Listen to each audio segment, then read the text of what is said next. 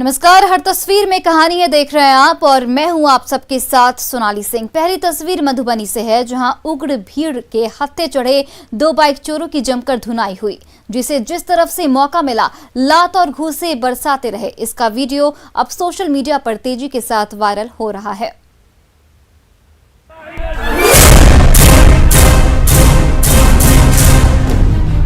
उग्र भीड़ का गुस्सा इन दोनों युवकों पर फूट पड़ा है।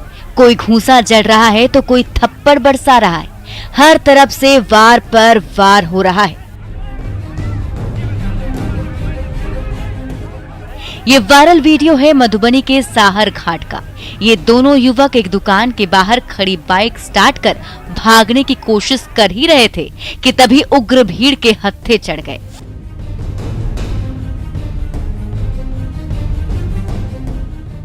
फिर क्या था, गुस्से से आग बबूला हुजूम ने सरेआम इन दोनों अपराधियों की ऐसी मरम्मत कर डाली जो इन्हें जिंदगी भर याद रहेगी। ये देखिए, गुस्साई भीड़ ने दोनों युवकों का पीट पीट कर कैसे बुरा हाल कर दिया है। लात और घूंसों के वार से पूरा शरीर लहूलुहान हो गया है। पिटाई से कराह रहे दोनों युवक बार बार रहम की भीख मांग रहे हैं, लेकिन उग्र भीड़ का गुस्सा कम होने का नाम नहीं ले रहा है। कभी एक तरफ से थप्पड़ पड़ रहा है तो कभी दूसरी तरफ से घूंसे बरस रहे हैं। जिसे जिस तरफ से भी मौका मिल रहा है, दोनों बाइक चोरों पर सारा गुस्सा उतार रहे हैं। दोनों अपराधियों की तब तक पिटाई हुई जब तक वो अधमरे से नहीं हो गए। तब तक हो हंगामा सुनकर साहर घाट पुलिस मौके पर पहुंची और दोनों अपराधियों को भीड़ के चंगुल से छुड़ाकर थाने ले गई। अमित रंजन, न्यूज़ 18 मधुबनी।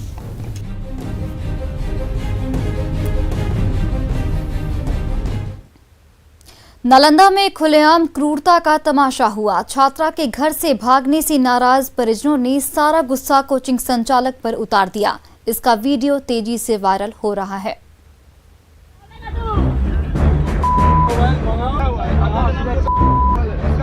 हिलसा के चंडे गांव में क्रूरता का खुला तमाशा हुआ। एक शख्स की पेड़ से बांधकर पिटाई की गई तो दूसरे शख्स को जमीन पर पटककर लात घूंसे बरसाए गए। बर्बरता का ये वीडियो सोशल मीडिया में तेजी से वायरल हो रहा है।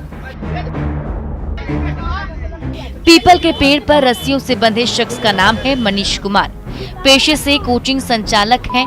उसका कसूर बस इतना है कि उसकी कोचिंग की एक छात्रा किसी छात्र के साथ घर से भाग गई तो लड़की के घर वाले उसे और उसके साथी प्रमोद कुमार को खींचकर गांव के बीचों बीच ले आए। मनीष कुमार को रस्सियों से बांध दिया और लाठी डंडों से वार पर वार करने लगे तो उसके साथी को जमीन पर पटक कर उसे लाठी और डंडे का स्वाद चखाया गया। दोनों युवक बार बार मिन्नतें करते रहे, कहते रहे कि लड़की के घर से भागने में उनका कोई हाथ नहीं है, लेकिन उग्र परिजन कहाँ मानने वाले थे। कभी लाठियों से वार किया तो कभी लात और घूंसे जड़ दिए। जब मारपीट कर मन भर गया तो दोनों को छोड़ दिया गया। पीड़ित कोचिंग संचालक मनीष कुमार ने इसी सिलसिले में 6 आरोपियों पर प्राथमिकी दर्ज करवाई। अभिषेक कुमार, न्यूज़ 18 नालंदा।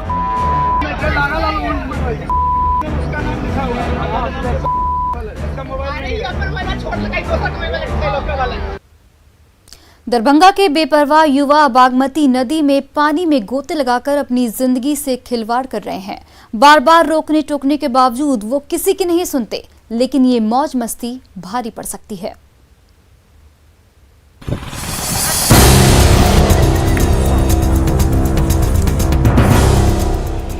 पुल की संकरी रेलिंग पर खड़े हुए और लगा दी बागमती नदी में छलांग। एक ने गोता लगाया तो देखा देखी कुछ और युवक भी पानी में कूदने लगे। ये नजारा है दरभंगा से समस्तीपुर जाने वाली सड़क का, जहां एकमी घाट के पुल पर हर दिन खतरों से खेलने का ये तमाशा होता रहता है।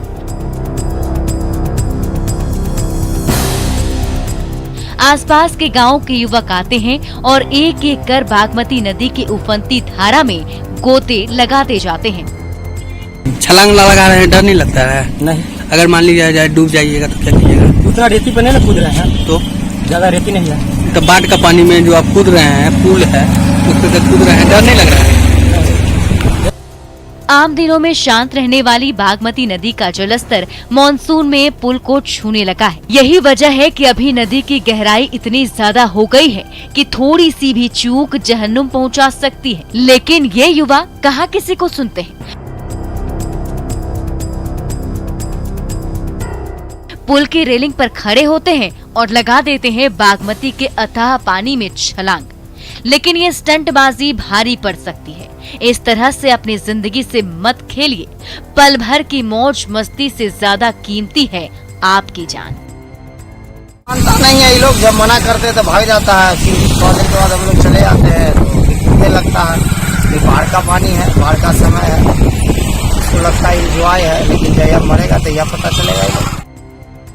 बोराई हुई बागमती नदी अभी सब कुछ लीलने पर आमादा हो गई है। इसलिए मनोरंजन के नाम पर उसके अथाह पानी में मत कूद लगाइए, क्योंकि आपकी लापरवाही आपके परिजनों को जिंदगी भर का गम दे सकती है। विपिन दास, न्यूज़ 18 दरभंगा। रांची में 4 अनाथ झारखंड के मुख्यमंत्री हेमंत सोरेन को वो वादा याद दिला रहे हैं जो उन्होंने उनके पिता की शहादत के समय किया था। माता पिता से महरूम ये मासूम हर तरफ से मदद की राह देख रहे हैं।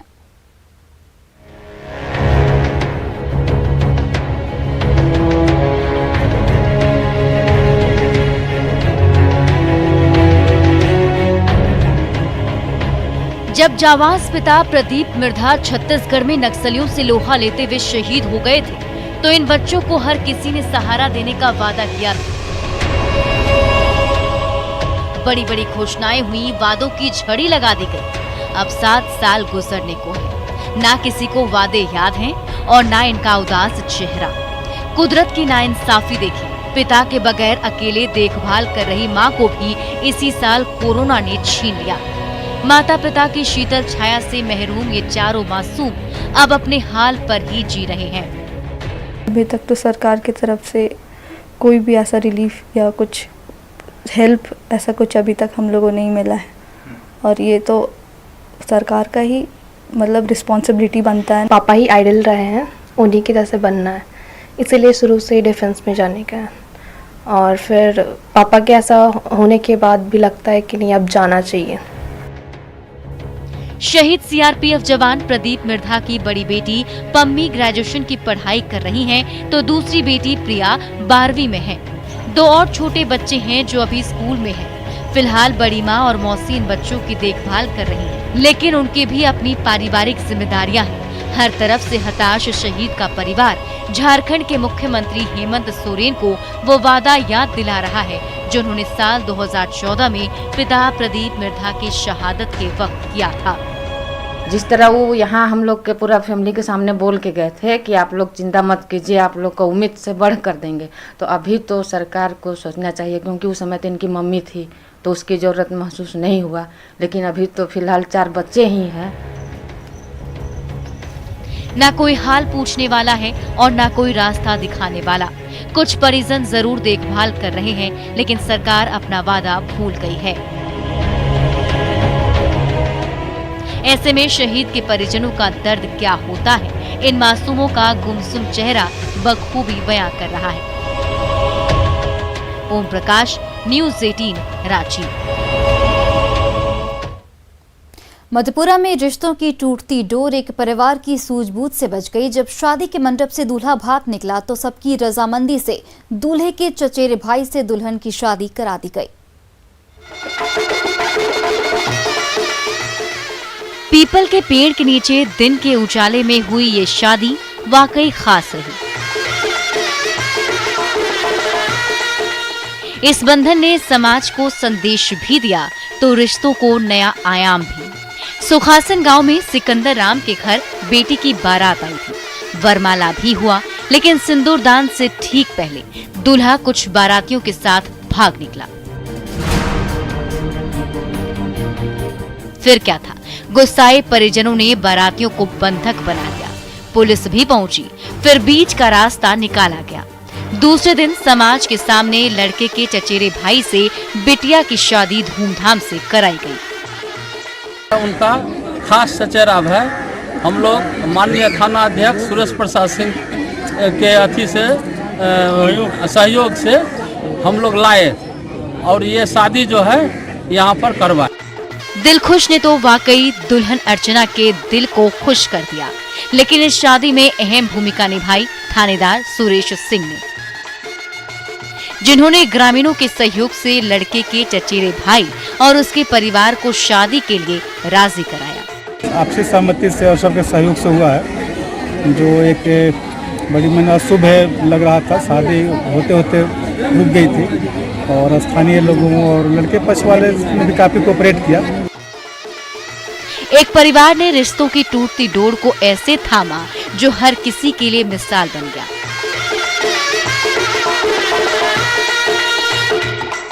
फिर सुखासन पंचायत भवन के सामने पीपल पेड़ को साक्षी मानते हुए दूल्हा और दुल्हन ने नई जिंदगी की शुरुआत की। वाकई ये शादी खास रही। गांव वालों की एकजुटता और दो परिवारों की समझदारी ने विवाह की पवित्रता को बचाए रखा। मधेपुरा से न्यूज़ 18 के लिए तुरबसु की रिपोर्ट। घर से बाहर जाना मतलब बीमारी के साथ साथ उड़ान भरेगी और हमें खुशहाली की सौगात भी देगी। अभिषेक कुमार, न्यूज़ 18, नालंदा।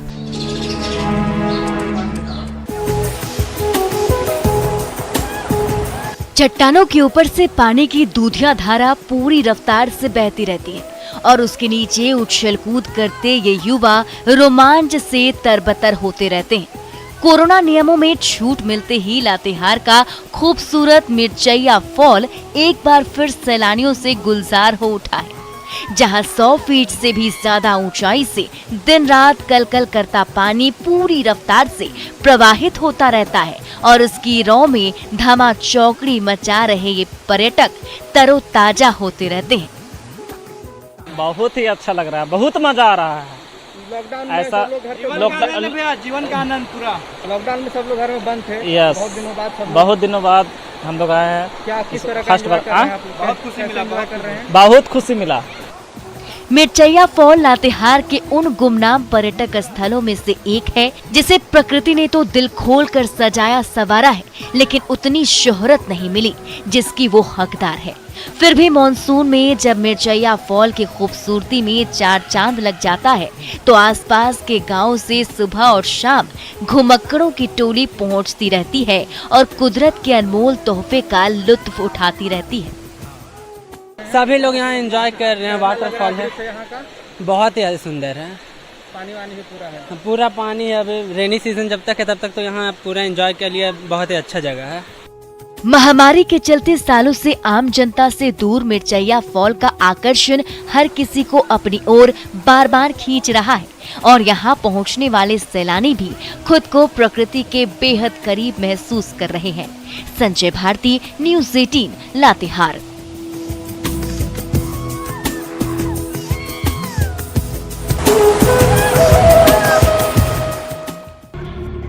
मारपीट और तोड़फोड़ की ये लाइव तस्वीर उज्जैन से आई है। उज्जैन के सांवेर रोड पर खाने के बिल को लेकर ढाबा मालिक और ग्राहक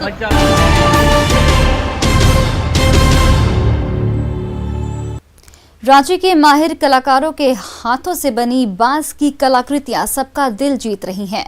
झारक्राफ्ट की मदद से जब से इसकी मार्केटिंग शुरू हुई है तब से बांस के शिल्पकारों की किस्मत बदलने लगी है।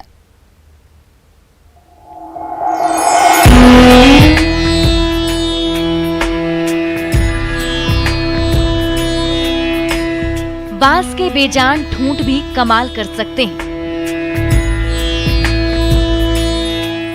इस कोने में सजे एक गुलदान, लैंप स्टैंड और पेन स्टैंड से लेकर ये तमाम कलात्मक कलाकृतियां उसी बांस के बेजान ठूंठ से बनी है, जिसका कोई मोल नहीं समझा जाता था। लेकिन ओरमांझी के माहिर कारीगरों ने बांस के उन सख्त ठूंठों को तोड़ मरोड़ कर ऐसा खूबसूरत आकार दे दिया है कि उससे बने इन उत्पादों को आप भी अपने घरों में सजाना चाहेंगे।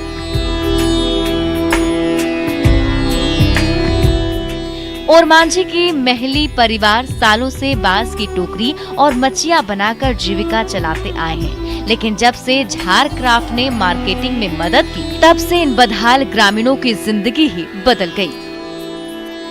बांस का मार्केट जो हम लोग देख रहे हैं कि ये काफ़ी डिमांड लोग कर रहे हैं, और इस वर्ष हम लोग दिसंबर से लेकर के मार्च तक 25,000 का घर से ही मार्केट किए हैं लॉकडाउन के चलते।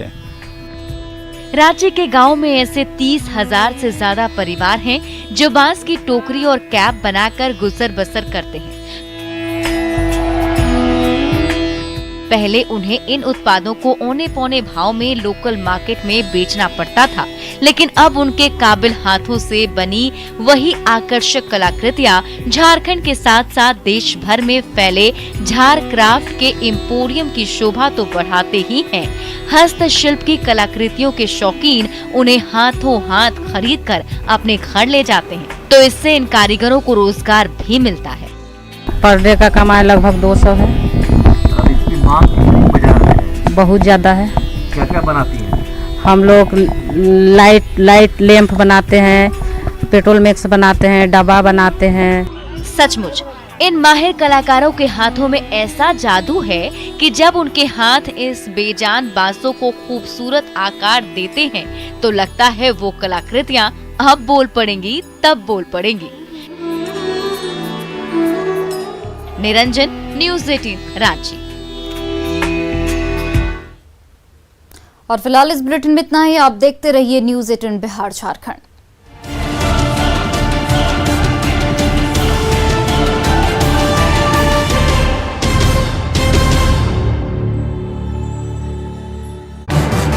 इस न्यूज के सह प्रायोजक माई फेयर। लेकिन यहाँ भी जिंदगी आसान नहीं है।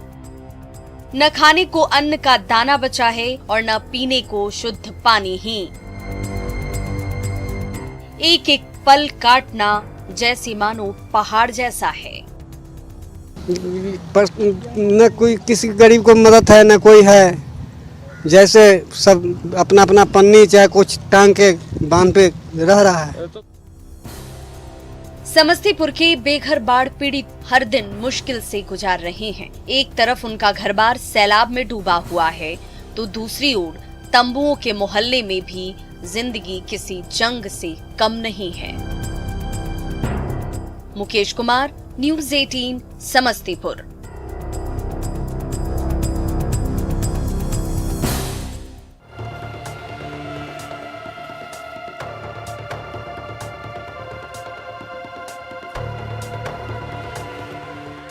खेत से लेकर मैदान और सड़क से लेकर पुल पुलिया, हर तरफ सैलाब का कब्जा है। पानी से डूबी इस सड़क पर कभी दिन भर छोटी बड़ी गाड़ियां फर्राटा भरती रहती थी, लेकिन आज उस सड़क पर बाढ़ का पानी इतनी तेज रफ्तार से बह रहा है कि पांव तक टिकना मुश्किल हो गया है। अधवारा समूह की नदियों के पानी ने ऐसा हाल कर दिया है कि दर्जनों गांव का बिस्फी प्रखंड मुख्यालय से सड़क संपर्क कट गया है और ग्रामीण जहां के तहां फंसे हुए हैं। ये है प्रधानमंत्री ग्रामीण सड़क और ये बना है, ये थोड़ा ऊंचा कर दिया गया है, नहीं तो अब से पहले जो भी बाढ़ आता था तो ये भी सड़क बंद हो जाती थी। पानी में सड़क और पुल तो डूब ही गए हैं, सैकड़ों एकड़ में खड़ी हरी भरी फसल भी तहस नहस हो गई है। जहां धान और मकई के पौधे लहलहाते थे, वहां आज सैलाब का साया है और उसमें मेहनत की फसल डूबी हुई है। कुछ दिन बाद जब ये फसल तैयार हो जाती है तो उसे बेचकर किसानों का पेट भरता है, लेकिन पानी ने किसानों की मेहनत पर पानी फेर दिया है। सब जनप्रतिनिधि मिलकर हम लोगों ने प्रस्ताव दिया है कि पूरे प्रखंड को बाढ़ प्रभावित क्षेत्र और हमारा रहिका का 12 पंचायत आता है, उसको भी बाढ़ प्रभावित फसल क्षति भवन जिनका गिरा है उनको दिया जाए। सैलाब ऐसी कलाकारी कर